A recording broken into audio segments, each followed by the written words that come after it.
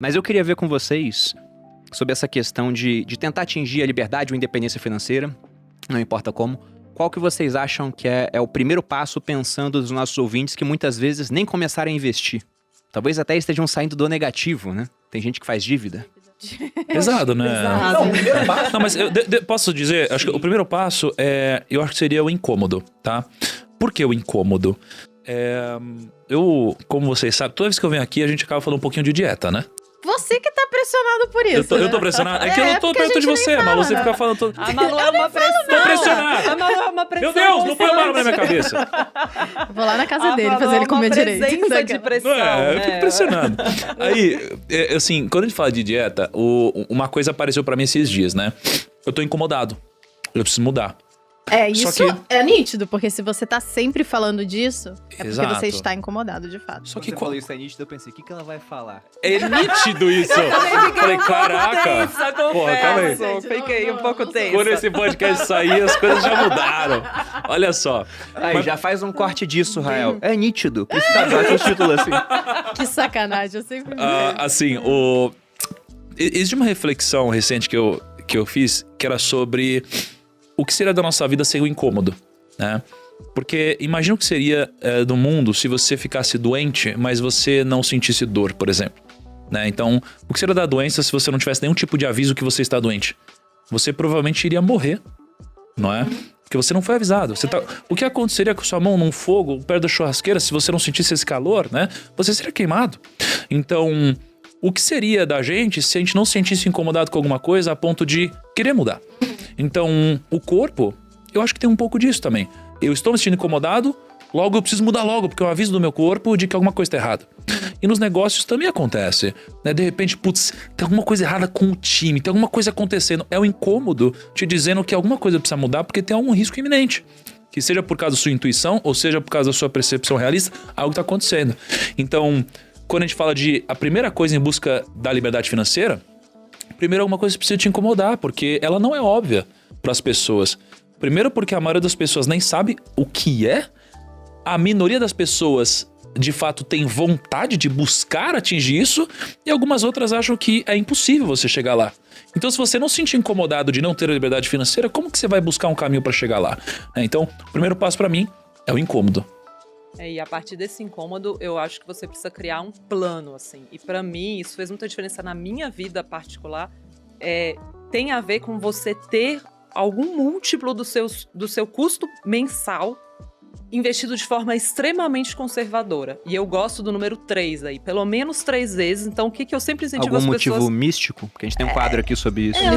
Somos, já ouvi dizer, somos 3 irmãos, brincadeira. Porque Jesus. Porque Jesus. Na verdade, pra mim tem muito a ver com... Se você tem só uma vez o seu custo mensal guardado, aquilo te dá uma baita de uma incerteza. Assim, eu acho que eu aplico muito o que aconteceu na minha vida. Quando eu comecei a sentir que eu podia fazer o que eu quisesse, a partir do momento que eu tinha umas 3 vezes o meu custo mensal guardado. E aí eu falo para as pessoas fazerem isso. Calcula, coloca no papel mesmo. Não é para ficar, não precisa pôr o cafezinho ali necessariamente, tal, não vai ser isso, mas coloca aqueles custos principais, aqueles que você teria no mês. Se hoje caiu o mundo, fiquei desempregado. O que eu gastaria num mês? É claro que num mês desse eu não sairia... Eu sempre falo, não corta o Netflix, porque senão você vai entrar em depressão e não vai nem fazer nada. Virou custo essencial. Né? Não corta o Spotify, porque você precisa ouvir os sócios na sua Spotify... depressão. Não, mas você pode assistir os tem sócios uns outros bons aí também, tá? Tem uns outros bons aí também que dá pra ouvir. Perfeito.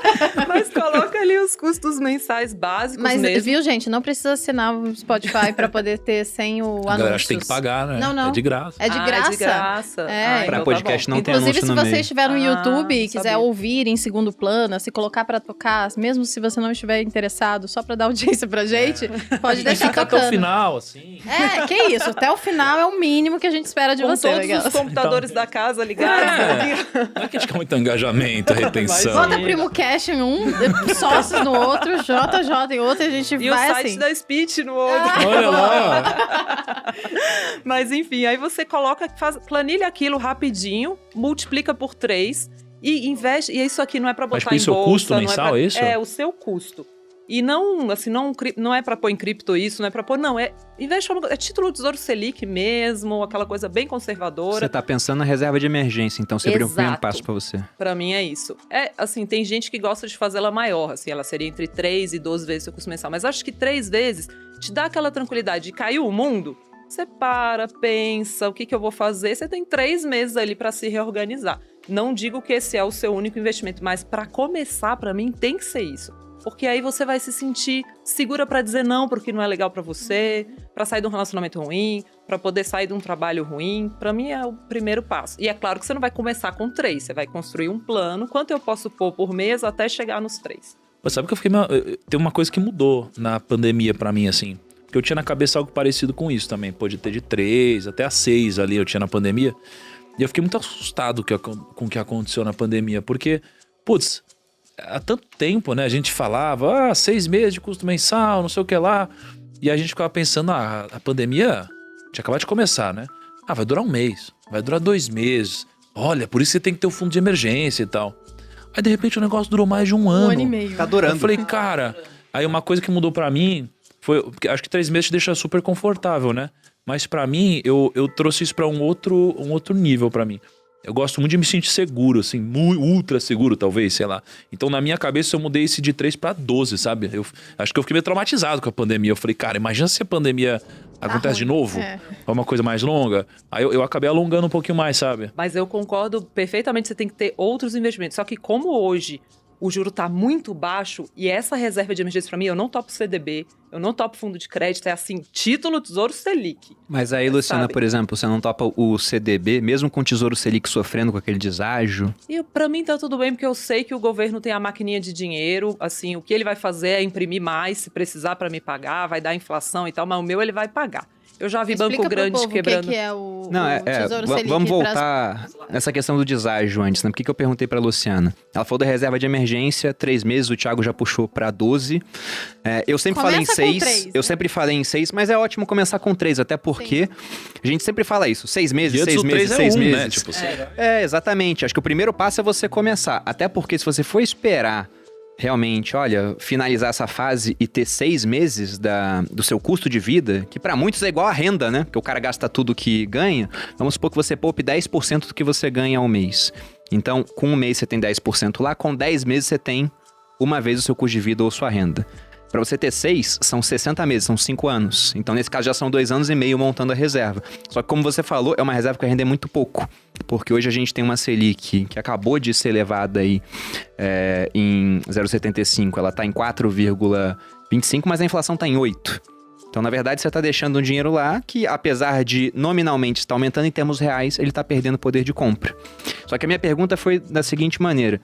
Os títulos do Tesouro, eles têm uma variação de preço. E o Tesouro Selic, ele tem tido uma variação para baixo em alguns momentos. O preço dele tem caído por conta de movimentos aí numa parte pré-fixada. A gente vai ficar muito complexo isso, né? Mas ele tá caindo um pouquinho de preço. É por isso que eu perguntei pra Luciana, será que vale a pena deixar no Tesouro Selic? Você não prefere correr o risco de um CDB de um bom banco, tipo um Itaú da vida, que hoje paga 100% do CDI, que é quase igual a Selic? Então, na verdade, até pra quando eu for, eu não quero que a pessoa tenha só 3 meses de reserva de emergência. Pra mim, aqueles 3 meses tem que ser título público do Tesouro Selic.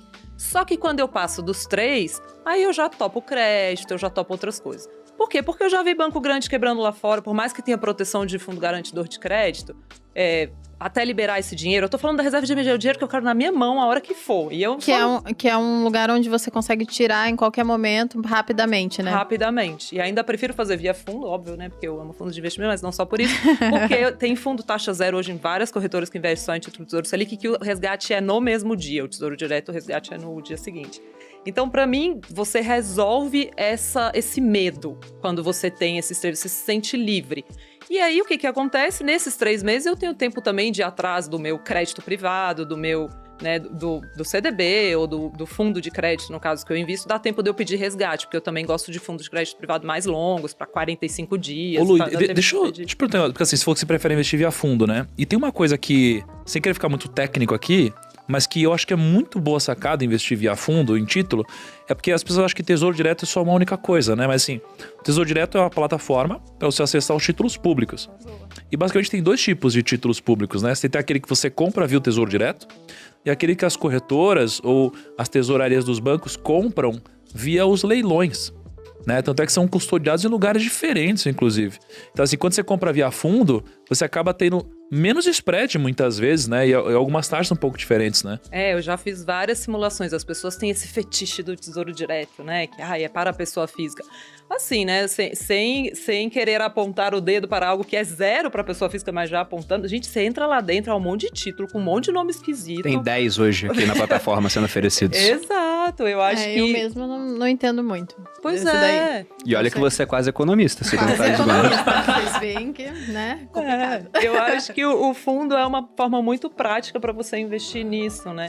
E assim, pra mim, esses 3 meses, gente, eles dão uma segurança. É porque tem que explicar pra galera, o fundo é como se fosse um compilado de vários desses Não, depende de juntos. como o fundo vai funcionar, não Tá necessariamente. vendo? Eu não sei direito. Não, mas o fundo, eu costumo falar que o fundo é tipo uma vaquinha, né? Então é todo mundo se juntando pra pagar um gestor profissional, né? Sim. Um profissional. Aí o cara decide pra onde vai o Ele dinheiro. que vai montar. Exatamente, perfeito. E aí ele que monta lá e compra tudo. Então nesse fundo que eu tô falando, ele tem por mandato, por regra, tá lá escrito, ele só pode comprar título Mas do manda Tesouro uns Selic. fundos aí, Lu. Recomenda aí pra gente, Ué, pô. recomendo. Vocês querem Vai pra ter que quê? assinar Speed, pô. Dá umas dicas aí. Dá a dica pro pessoal. Mas tem cupom de desconto, boludinhos 10. Ah, mano, Não sério. tem. Ó, posso falar um aqui para um prazo de 3... E sempre bom deixar claro que eu não sou comissionada por fundo nenhum. Ninguém paga nada aqui pra mim, não. Eu só falo de fundo bom. Boa. Ah, nem se fundo- oferecer uma boa grana? Nem assim? Nem assim. Olha, Tá vou te doido. falar, a independência aqui é na alma. Mas eles tentam, né? Obviamente. Então, tem um fundo que vai abrir em agosto, que é o Multimercados, muito legal, mas isso não é para reserva de emergência, que é o Ibiúna. São 2 ex-diretores de política monetária do Banco Central que tocam, o Mário Toros e o Rodrigo Azevedo. Toda vez que abre é uma correria. E vai abrir em agosto, só vai ficar aberto até o comecinho de setembro. Eles anunciaram recentemente e baita oportunidade legal, mas é para um dinheiro para mais de 3 Ah, anos. mas isso não é pro fundo de emergência, né? Não. Eles operam política monetária no mundo inteiro. É um fundo para comprar e esquecer, carregar e pra... Mas é outra coisa. Mas Vocês dá pra pediram uma atingir recomendação, eu dei. Dá pra atingir a liberdade financeira? Colocando uns 300 reais? Eu não nisso aí? colo... Não, 300 reais. Uma vez Essas só, são as né? perguntas, né, que as pessoas fazem. A gente abriu aqui, ó, abriu uma caixinha no Instagram pra pegar perguntas da audiência. E tem pergunta assim, né? 300 Se eu reais. colocar Tem. um salário mínimo, em quanto tempo vou ter O 1 pessoal milhão? acha que é milagre, né? Não, Gente, eu costumo, não.